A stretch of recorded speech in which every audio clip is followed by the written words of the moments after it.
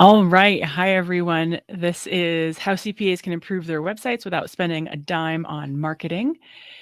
And what we have for you today is what I have for you today is about 15 minutes of content that can help you make updates to your website without having to go through a whole overhaul or refresh if that's not what you feel like doing right now. Some of the basics can be pretty straightforward, and if you have access to edit your website, rather inexpensive. So before we jump into that, if you would, please give me a yes if you can hear me and see me so that I know that the AV is all working fine. You can throw that in the chat window. And while you do that, I'll do a few housekeeping items and then jump in. So, all right, great. You can see and hear me. Hi, Nicholas. Hi, Lisa. Welcome back. Glad you're here again. So the first thing is that there's a poll down in it should be in the bottom bar. If you can answer that question, that would be helpful. That'll help me kind of tailor the content and know where your challenges are, where you're stuck. And second thing is that if I happen to mention that I'll send out a PDF or something like that, know that I've got your email addresses. Most likely what I'll do is that I'll build a kind of a hidden web page that has some resources on it and email you what that URL is once I have it up. And this is being recorded. So what I'm likely to do is, because I'm creating a series of these, they will be free until mid-November, at which point I'll bundle them up and probably batch them up for sale. So don't say anything incriminating. You're more than welcome to lurk in the background if you want to. That's totally fine. This is meant to be casual and informal. I want you to feel comfortable asking your questions so that you can get your questions answered and get what's useful to you. So please don't feel like you have to hide or lurk in the background or be shy about asking your questions if you don't know something. This is not that. This is not a high pressure scenario. Be sure to subscribe to my daily email list. I write a daily email of one business strategy tip a day for CPAs. And you can find that at my website, shethinksbigcoaching.com. And what's helpful about that as it relates to these videos is that, I do these on somewhat short notice, and I don't always publicize all over the place that I'm doing it, but I will always put, if I'm doing videos, crowdcasts like these, I'll always put it in the footer of the emails that I send out. So it's the best place to be sure that you'll know that these are happening. So let's see. I have about 20 minutes, probably 15 minutes of material today, and then I can stay for as long as there are questions. Yesterday, we went for just a little over an hour. You're welcome to duck out the back door at any point if you need to jet, and you can always catch the replay, which is available typically within 5 to 10 minutes after we're done. It just needs to buffer and do some technical digital things, and then it's ready to watch. So when it comes to your website, what are your challenges? Where are you stuck? So let me see what we have for the poll here. Poll answers. Don't know what it should say. Great. I love that. I love that that's a problem, because that's exactly what we're going to talk about. And one for I need a refresher update, but I don't know where to begin. Okay. So let's dive in to what a website should say and what it shouldn't say. And generally speaking, when I look at CPA websites, what I find on the whole and how I think they could be pretty easily improved. So the first thing is that the main thing that I see when I look at CPA websites is that there's some stock photography. There is oftentimes an absence of the photo of you. And since in many cases you are a small shop, solo shop, or a firm, people are going to be working with you, or they're going to be working with your tax manager or your senior staff accountant, something like that. And there's an absence of photos readily available kind of above the fold or on the front page, photos of who those people are. And instead there's stock imagery. And business owners want to work with accountants and CPAs they know, like, and trust. And the first impression is this sort of like sterile image of people in button-down blouses in a conference room pointing at some chart. And immediately it's like, that's not welcoming, right? And so it's just a missed opportunity to put yourself on display and say, here's who I am. This is what I look like. I'm warm, I'm friendly, I'm welcoming, I'm not intimidating. And here's who you're going to be working with. You're going to be working with me, and here's what I look like. And immediately being able to relate to your potential, your prospect. Excuse me. So that's the first thing I see, is the absence of you. I want you on your website, or your senior accountant, or the staff accountants that are going to be working with, maybe not your staff accountants, but your key people, if you will. The second thing that I see is that the front page of many CPA websites immediately goes into two things. It goes into a bunch of generic content that sounds like we are we have large firm capacity with small town personality. And we can help all kinds of business owners, and they list out all kinds of industries and types of business owners that they can help. And then they go on to list out all the services that a CPA firm can offer, everything from write up to accounts payable, payroll processing, monthly financials, bank rec, and. And for a business owner, not only is that like gobbledygook, it's not what they really want. That's not really what they're buying. They're not buying your services, even though in your mind they're buying your services. What they're buying are the results that they want and think they're going to get by buying your services. But the problem with that is that for so many people, business owners don't understand how accounts payable connects up to their desired business outcomes. And it's rather a stretch for them to understand how a balance sheet is going to make any difference in their day-to-day world. So what we want to do instead is talk to the buyer about their challenges and their problems. So the first thing that you want on your website, now let me pull up. I'm going to pull up some websites that I've helped my clients with. So give me one sec to do this, because otherwise I'm just talking at you. And I think if we do visual representation, it will be more powerful. All right. So let me do screen share and get back to you. Chrome tab.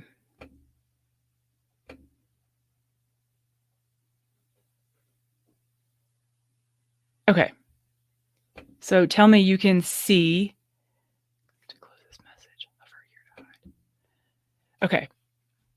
So this, for example, is a website that I worked on with a client in the last, I'm just resizing windows here, that I worked on with a client about 6 months ago. And she was a CPA who had come out of one of the big four and wanted to go out on her own. She's got a couple little kids. She doesn't want a ton of clients, but she knows who she wants to be working with and what she wants to be doing.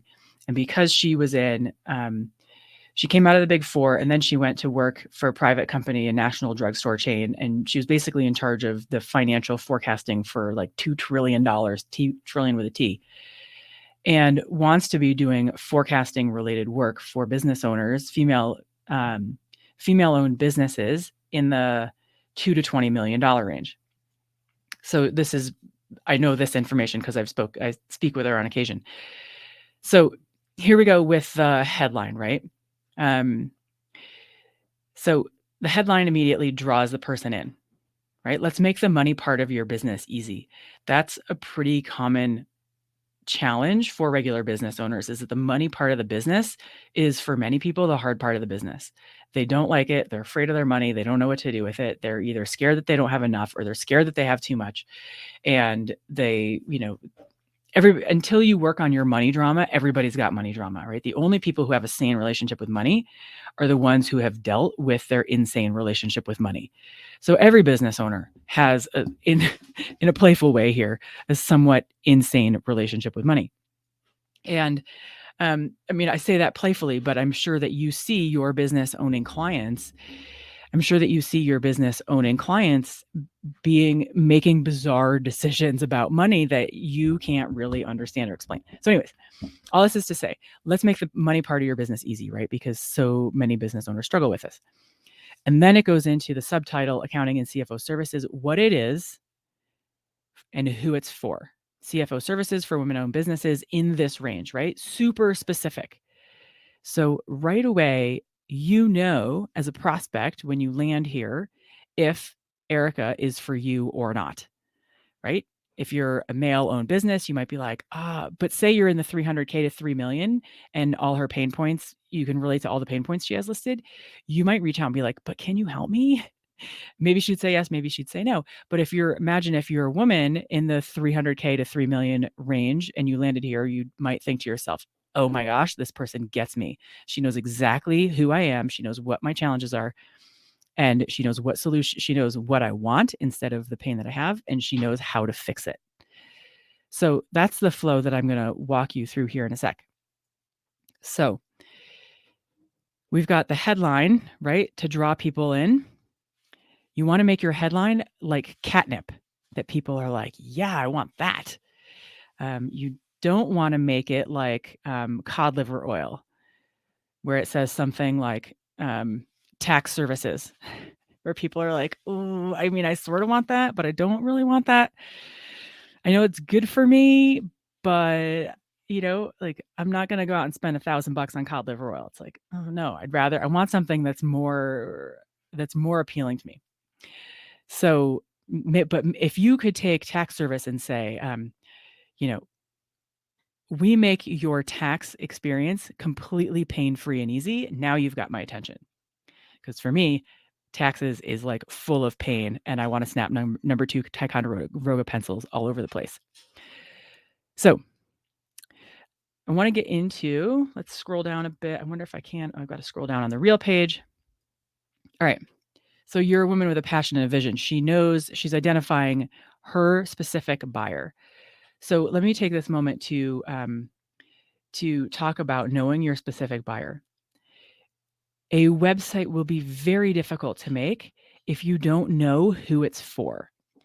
So the first thing to do is to get clear about who you want to be working with and what their pain points are. If you don't know who you want to be working with by industry and by revenue range, it'll make your website very difficult to write because you don't know what their challenges are. And chances are good that you might end up in the same kind of, well, let me just talk about the services we deliver, the deliverables, instead of the outcomes.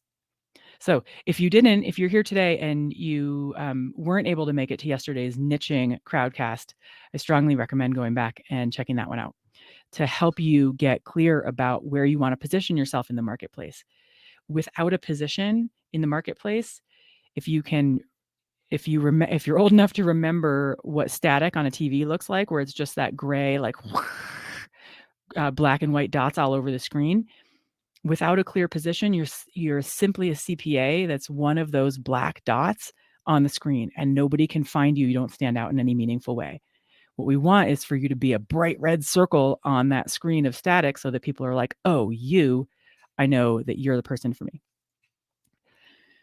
Okay, so you want to make sure that so once you know who you want to work with, then you can then identify the problems that they typically have. And in this case of Erica, we know that business owners at the $300,000 range have a certain subset of problems. Namely, they want to go from being a solo shop to a staff of 1, and going from 0 to 1 with your first staff member is like a huge jump and really painful. And oftentimes people fall flat on their face. So how do you navigate growing through your first staff member at 300,000 when you're at that range, right? And then 3 million, you've got a different set of problems. Now you have a team, you probably have 3 to 7 employees or something, and now you're managing a different cash flow problem. So without getting into the specifics, we work to identify what her typical buyer, her prospect, would have for problems, and then outline solutions. right? So the solutions for her went under services, and here you've got CFO services, what you get for those services, and then the higher level focus on future growth right here. Let's see if I can highlight it, right? Focus on future growth. That is what they want, right? Not only are we going to do the accounting part, but more importantly, we're going to focus on growth. And then the things you get underneath it, right? Whereas accounting services,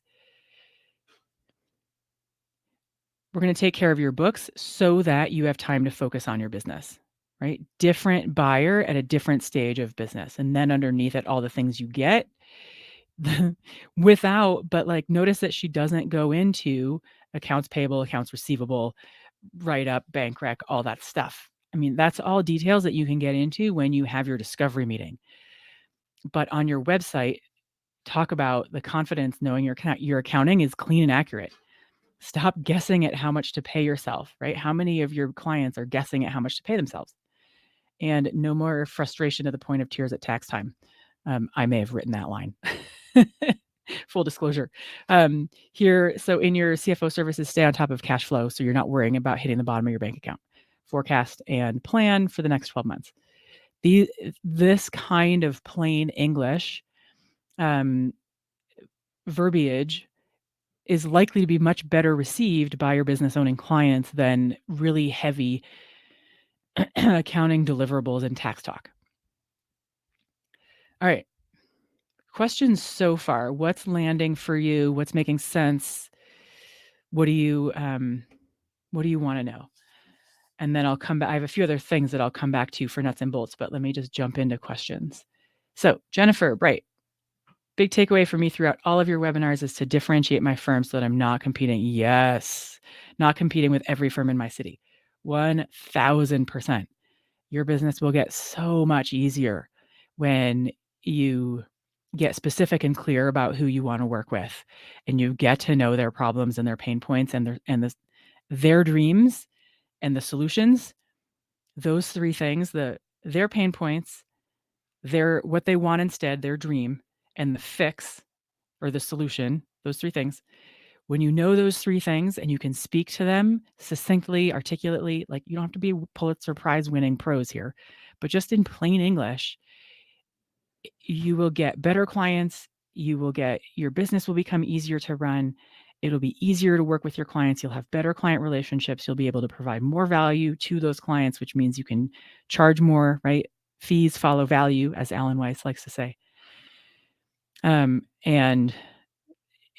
so many things get so much better and so much easier, and you stop having client headaches and client fires. Those things go away. Like all these symptoms that are so commonplace when I look in the Facebook groups for accountants, a lot of those symptoms, those really common symptoms, start to drop away.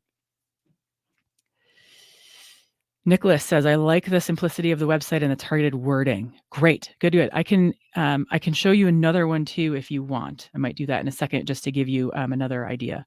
I can show you a couple more. If you guys think that would be useful, let me know and I can spin through some other client websites that I've helped with. Also, that I can work with those. Sure. Okay, great. I'll do it. That I could work with those who all work in an industry that I know about and or am interested in. Yes. Yeah, you can definitely fill your practice with a single industry or profession. No problem. No problem. Okay. So let me do here. I've got this. I can come back to this one fast. So let's see. He is orange. Nope. I'm going to do Paige first, and she is Tidewater. Let me see. I think it's consulting. Might take me half a sec to pull it up. There we go. We got it. Okay. So this is Paige. She's an accountant. She lives in Maine, and hence the Tidewater, right? And we helped her. We started working together maybe in February, and she was working for somebody else. She was an accountant under somebody else. She wanted to go out on her own. Same two like school-age kids, wanted flexibility, wanted to work 20 hours a week. And bring in supplemental income. I forget what on the order of what, but like maybe 10,000 a month or something like that. Like not huge numbers, but good solid numbers, and have the flexibility and the to work from home on her own time so that she can, pick up kids from school and stuff like that. So, but she was not a CPA. So we figured out who she wanted to work with, and she was interested in professional services on the creative side, not the architects, engineers, lawyers, but the creatives, the website designers, those kinds of folks.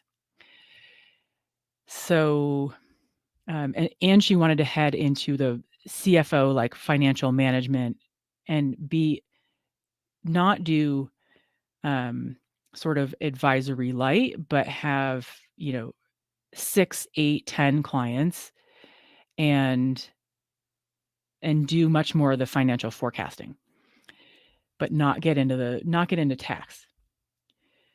Also interior, she had an interior designer, like people like that. So, okay. So here's what we did. Accounting, numbers, and money advice for passionate entrepreneurs who want to master their finances. Okay. So right away, you have a sense of like, for female coaches and creatives. So right away, you have a sense of, is Paige for me? Am I a coach, a creative? And do I want sort of higher level CFO and financial services? It's pretty clear if you're in the right place or not. I think that a revenue range makes things even clearer because that can immediately qualify in or disqualify if that prospect is in the right revenue range, but you don't have to. So she gets into, I haven't been here in a little while, so I'm getting caught up. I help you reach your financial goals, right? Plan out your financial goals and achieve them.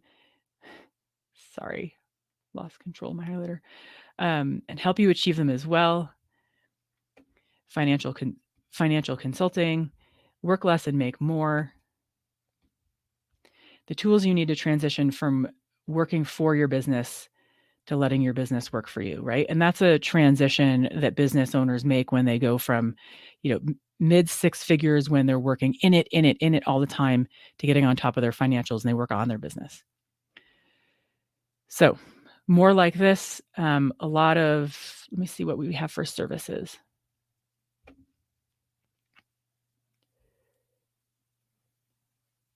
Okay, so then we've got some services. You've got your monthly accounting and bookkeeping, business advisory, and this is like a productized service, QuickBooks setup and training, right? So pretty straightforward. And notice the absence of a list of accounting ease. All right, let me do one more. And that is Orange County tax planning. So this is a client in Orange County. You guessed it. And he's niching into real estate investors, business owners with real estate investments. And this is like phase 1. There was a previous website that was like dark and like kind of heavy feeling. So we needed to get something up kind of on the quick side that was more welcoming, more open.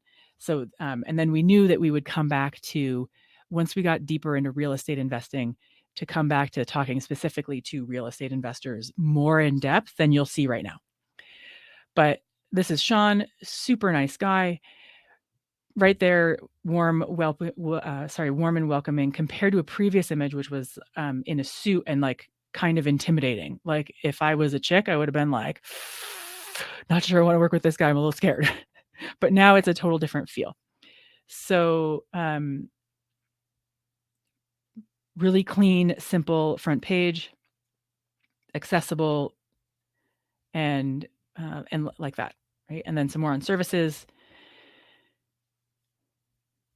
So at the moment, I think heavy on the text about bookkeeping and tax planning, and people don't read, but we needed a copywriter to kind of get some stuff up there and just do a phase 1. And we're going to come back to this and talk more specifically to real estate investors. But here is one thing that across all 3 websites, the common thread is clean, simple, not cluttered with a ton of accounting text, an easy and clear call to action button that's consistent across all 3, So let's go back and just do Paige because I'm kind of a stickler about this. So Paige is Tidewater Consulting. Oops. Why did I not get back to safety? No, we want to go advanced. Proceed. It's unsafe. My computer's going to blow. Clear call to action button that's consistent. Let's see if there's another one on the page. There's not on her page. Let me find Erica's. Erica. Okay, so I like this. Clear call to action button that is get in touch, and it's the same throughout, right? So services, this one thing, I have a little beef with this. If you have buttons that are the same color and look the same, have them say the same thing. So here we have get in touch again, which I like. One thing that is sometimes people are prone to doing is making website buttons that there's just like buttons everywhere and of all different colors, and they all do different things. And instead, what you want is to isolate one call to action that you want your prospect to take, right? And so in Erica's case, we hammered this one home, get in touch, right? So what are you going to do? You're going to get in touch. Okay. So what questions do you guys have? What do you want to know? Ask a question. I agree with Nicholas. Well done. Oh, topic answered. What's the question? Ask a question. This feature is new to me in Crowdcast. Learning on the fly. What's the question? Nicholas, can you post your question in again? Because I'm not seeing it. I'm not finding what the actual question is. All right, so let me come back to the poll. So I don't know what it should say. So hopefully with that gives you a framework for starting with what it should say. Feel free, go to the websites that I looked at and feel free to look at Erica's site and Paige's site and have a look at the sort of flavor of the text, and feel free to kind of riff on that from there. Obviously make it in your own words, but these are the feedback that I'm getting is that these are websites that their prospects find much more approachable than what they had previously. So hopefully this gives you a sense for the flow that is going to set you apart from the typical CPA or accounting firm website that's like a picture of a cityscape or the bridge in your city lit up at night, something that's kind of like personless, and big firm capability, small firm personality. Like, get away from that kind of stuff. It doesn't mean anything. I mean, it might mean something to some people, but I don't think it's what you want. All right, so let me address the second one. It needs a refresh, update, overhaul, but I don't know where to begin. All right, so if you are still here, whoever answered this one, maybe I can help you through this by finding out a little bit more about where you are. So the first question is, do you have control, i.e. access, edit powers, whatever, of your website? So if the answer is yes, then I would say, see if you can start with, and what are your website capabilities? What are your own technological capabilities? Some people are pretty good at this stuff and they can finagle inside WordPress or Squarespace. Other people are like, I don't want to touch it. I don't want to break it. So you need to know, given your capabilities, if you can do it yourself, then I think start with a headline, who you do and who you are, what you do and who you do it for, simply put. And a photo of you that's warm and approachable. Super simple, right? Next thing is, what is the next step they want you to take? Is it get in touch? Is it schedule a discovery call?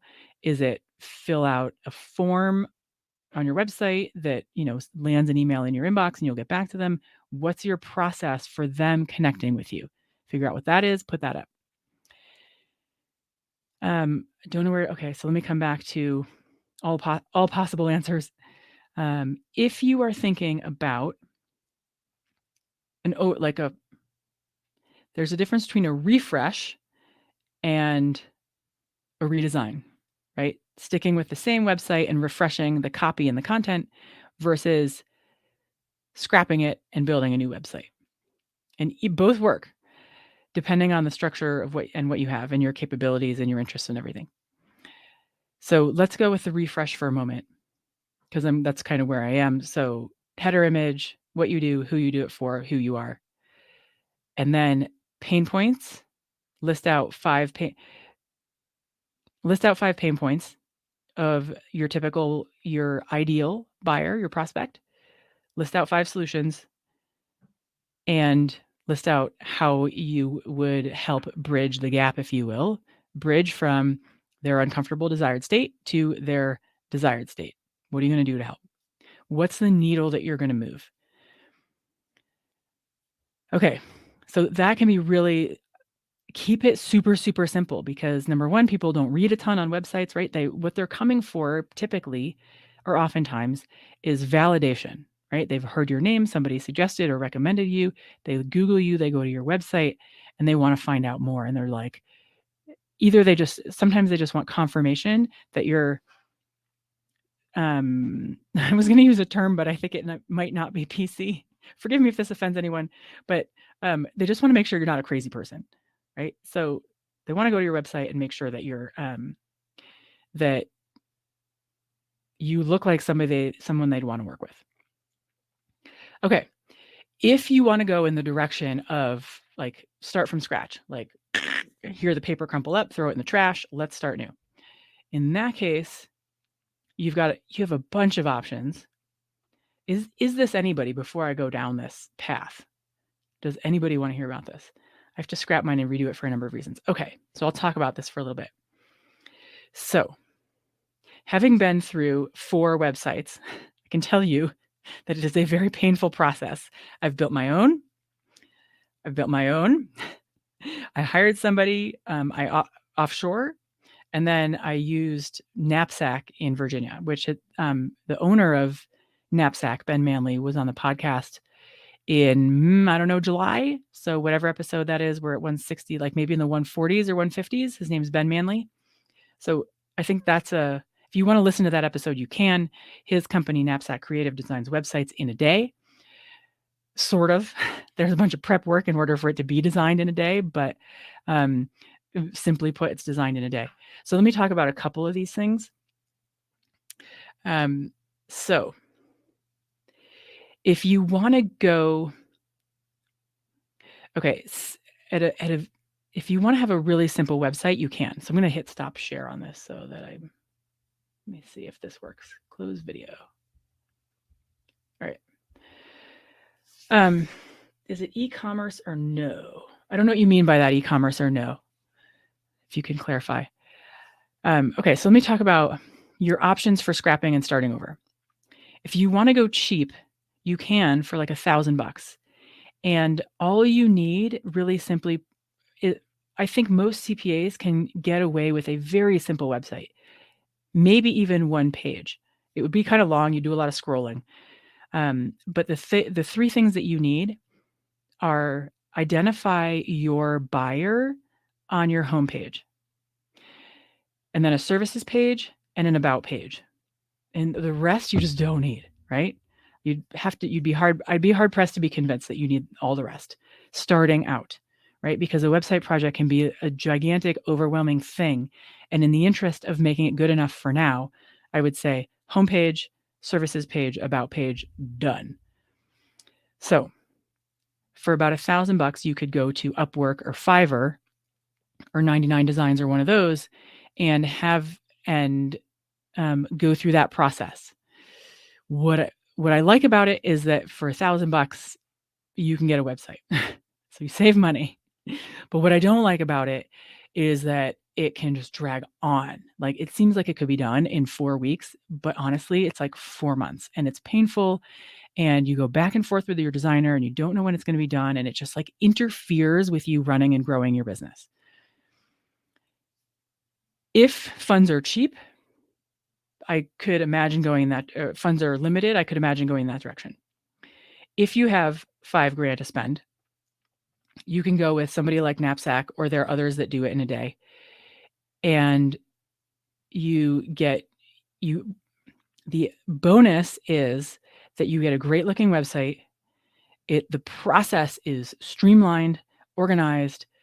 They tell you exactly what you need. You upload all your files to Dropbox, and in a day, you have a designer and you work with them back and forth all day long or throughout the day. And at the end of the day, your website is live, and it is done. It's almost done. There are like a couple little things that might need touching up, and you have a follow-up day a week later to kind of button up some details. But the website is live, and the process, soup to nuts, is a month. The hard part on your end is gathering your content, your images, your copy, figuring out your call to action buttons, your testimonials, all these things, and getting them organized and in folders and getting them uploaded into Dropbox in the folders, and kind of getting all that content organized in the right places is a little bit taxing.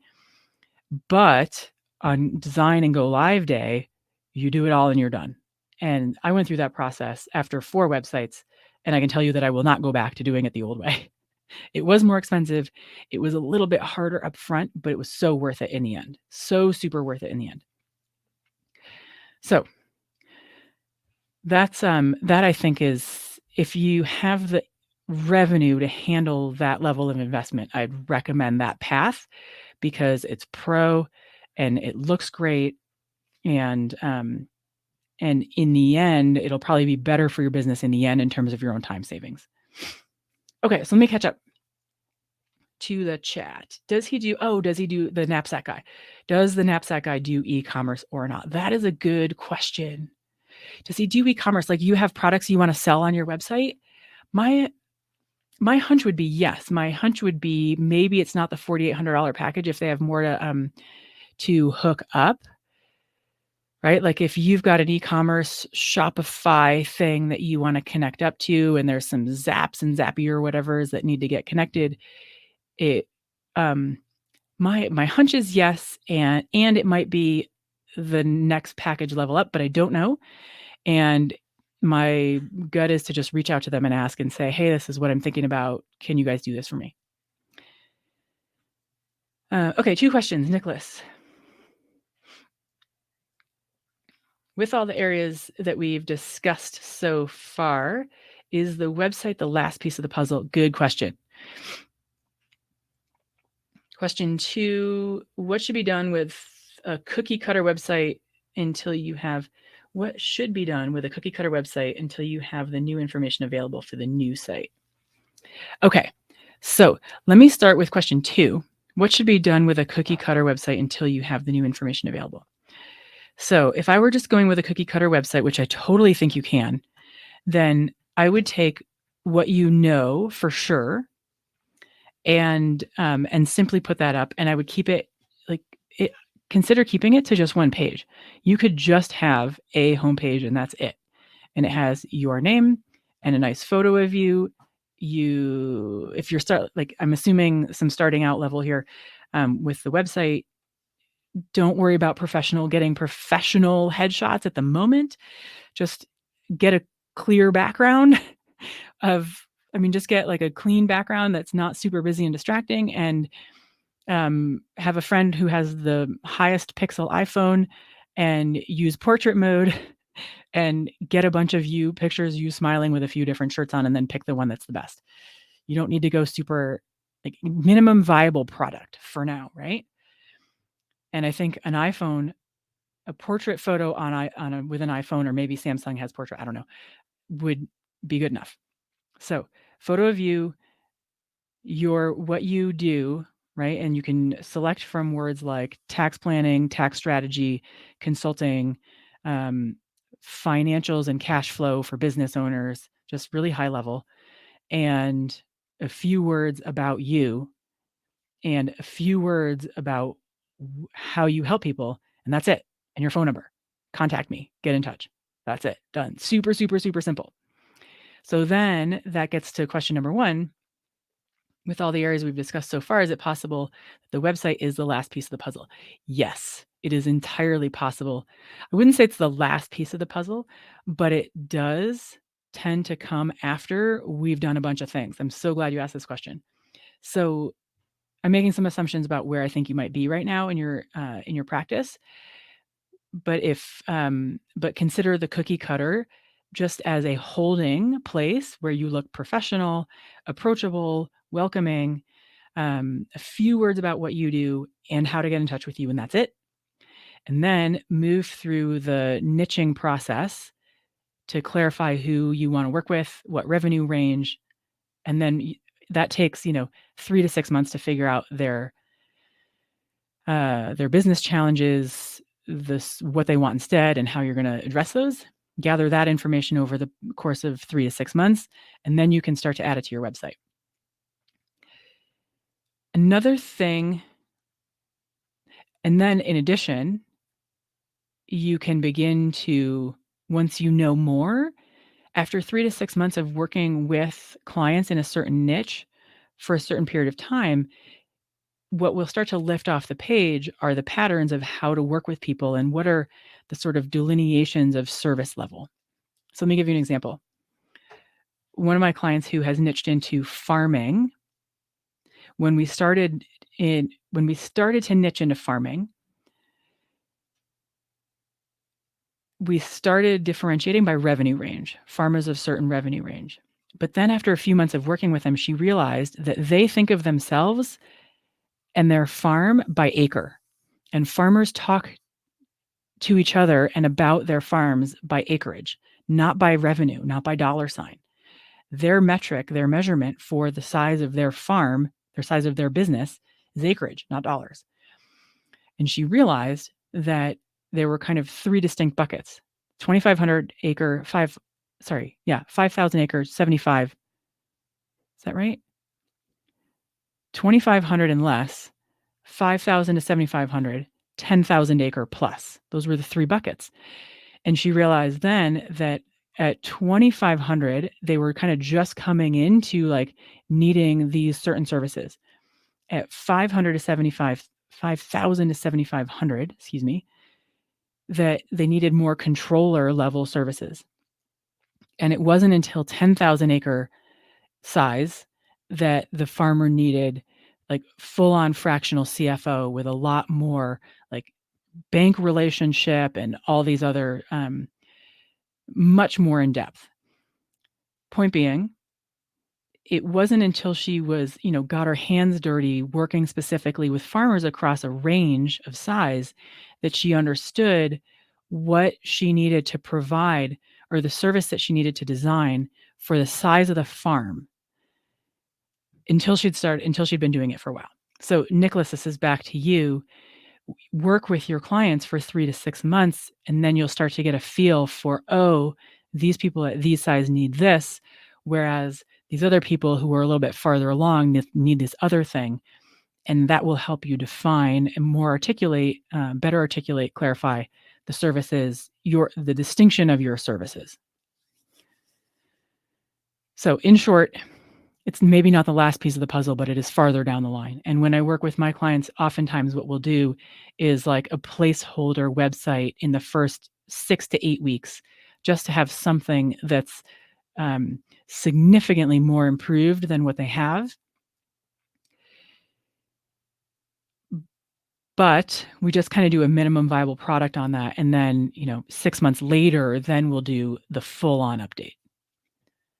Okay, great. Good. All right, quarter of. Here's one more thing I want to tell you before you guys take off. I'm just looking at my notes to make sure I covered everything. The one thing that I didn't touch on,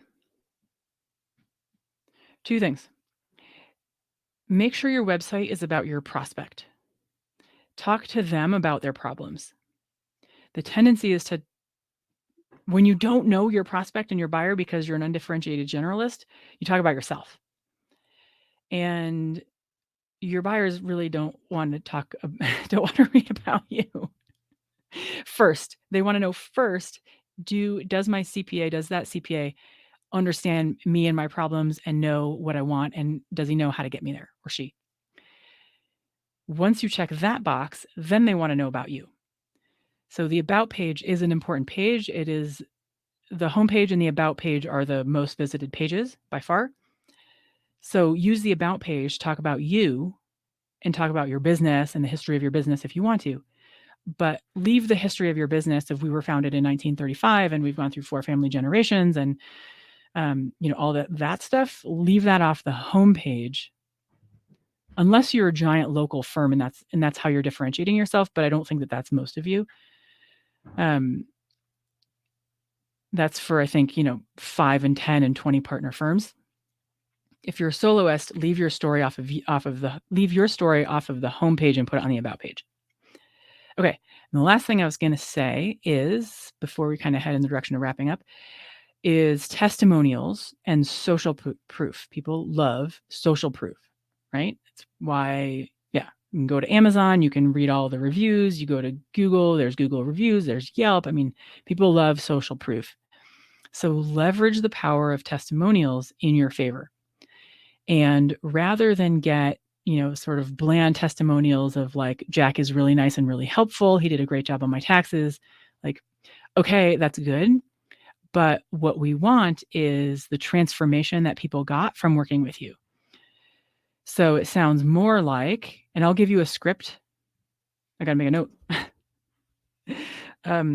After this, keep an eye out for the website that I make that has the questions that you ask of your clients to gather a more powerful testimonial. And the questions are like, what would have kept me from working with you? Where was I stuck? And what did I get as a result of working with you? And with those questions, what it captures is the transformation that your clients got, which is far more valuable than he did a great job on my P&L. And the question, what would have prevented me from working with you, captures their trepidation before they buy. And if your client in their testimonial can say something like, I had this trepidation and I'm so glad I got over it because what I got instead was this, then other visitors to your website will be able to identify with those trepidations and go, oh, that is totally me. So, my trepidation was, you're not going to use the word trepidation, but for illustration purposes, I was worried that I thought changing accounts would be a royal pain in the butt and, not worth the effort. But I'm so glad I changed accountants because Jack is so much better. And my business has grown 40% in 8 months because we've been focusing on my cash flow and all the money that I didn't realize I was spending because I hate looking at my numbers, right? Something like that, like addressing the pain point, changing accountants. I thought it was going to be a pain in the butt, but it was worth it. Is really powerful. And there are probably other points of resistance that your buyers need to get over, hurdles they need to get over in their own mind in order to work with you. And if in your client's words, have those addressed, that'll make your sales conversations a lot easier. So, testimonial questions, keep an eye out. I'll post it sometime before the end of the week, maybe today if we're lucky. Okay. That's a lot of talking from me. I would love to hear from you guys before we wrap up. What's been most helpful? This is my favorite question. What's been most helpful today? If you can pop a takeaway or something I said that was like a light bulb or something clicked in the chat window, that would be super helpful for me because then I know what's resonating, what's pinging, and then and also it helps inform future content. So with that, I will also mention that the 3 that we're going to come later this week, I'm going to reschedule for, I haven't decided when, either December or January, but there's some stuff that I need to get taken care of first in order to have those be really solid. So keep an eye out for when those get rescheduled. And sorry that I am rescheduling them, but I wanted them to be really good. So, because I think they're important. So that's what I have for you guys today. Less is more. Yes, total less is so much more. Make it easier on your life. Less is more. Definitely. Yep. Okay, you guys. It's been great to be with you. Thank you so much for coming. And I will see you on the flip side. Have a great day.